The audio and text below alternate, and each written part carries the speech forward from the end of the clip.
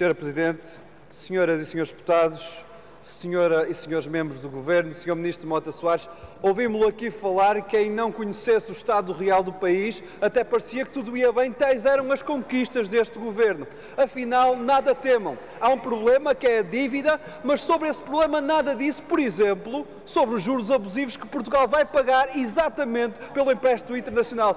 Afinal de contas, não há uma palavra, uma única palavra, sobre este que é o maior problema do país, que é o pagamento abusivo de juros pelo empréstimo internacional, que nos vai levar por um empréstimo de 78 mil milhões, pasmem-se, 34 mil milhões de euros de juros. Perguntamos, então, quais são as saídas que o Governo tem para o país? Afinal, quais são as saídas para dar mais economia, para dar mais rendimento às famílias, para elas, no fundo, poderem encarar o futuro com mais otimismo? E percebemos que, afinal, medida após medida, só há uma solução deste Governo. Chama-se austeridade. Cortar, afinal, no rendimento das famílias, como se o rendimento fosse, afinal, elevado acima das suas possibilidades, quando, na prática, são quem menos recebe na Europa. Há aqui uma clara discrepância entre os sacrifícios que estão a ser distribuídos. E vê-se, afinal, que enquanto a carga fiscal aumenta para valores nunca vistos no nosso país, nós vemos que o CDS, antigo partido do contribuinte,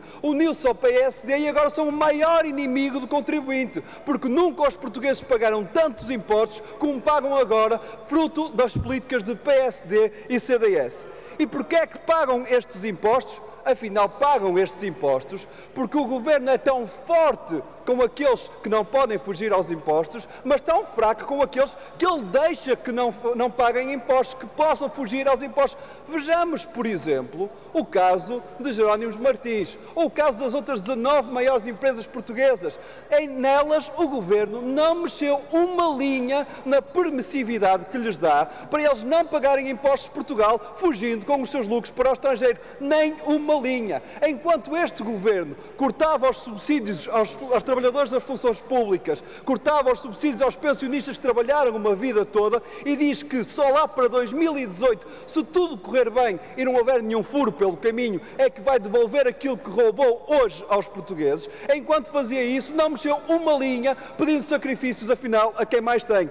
E nós percebemos que esta não é uma inevitabilidade, é uma escolha do Governo. O Governo, afinal, tão forte para roubar os rendimentos dos salários, mas tão fraco para pedir sacrifícios àqueles que sempre passaram à margem dos sacrifícios. Nós vemos, por exemplo, o aumento dos bens essenciais. E é curioso, porque no dia 1 de maio, naquele ataque ideológico que uma cadeia de distribuição fez, o que foi mais vendido, diga-se de passagem, e acho que deve fazer refletir a todos, foram bens de primeira necessidade. Bens de primeira necessidade, o que demonstra exatamente qual é a grande preocupação dos portugueses. Porque eles sabem hoje, quando se deslocam a uma farmácia, que a escolha já não é entre aviar a receita toda. A escolha é quais os medicamentos da receita é que serão para serem aviados.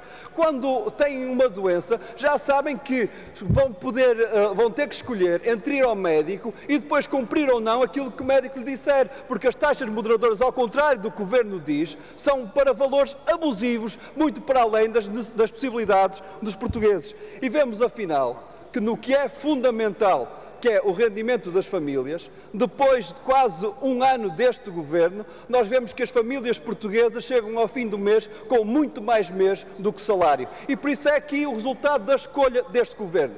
Cortar no que é essencial aos portugueses, cortar naqueles que afinal são os de baixo, para ser permissivo, como sempre, com os de cima. E termino com uma tónica.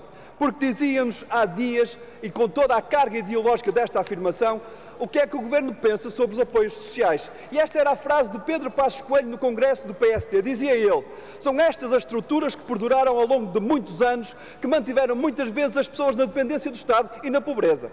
Dependentes muitas vezes, desde a criação de determinadas prestações, da esmola que o Estado lhe dá.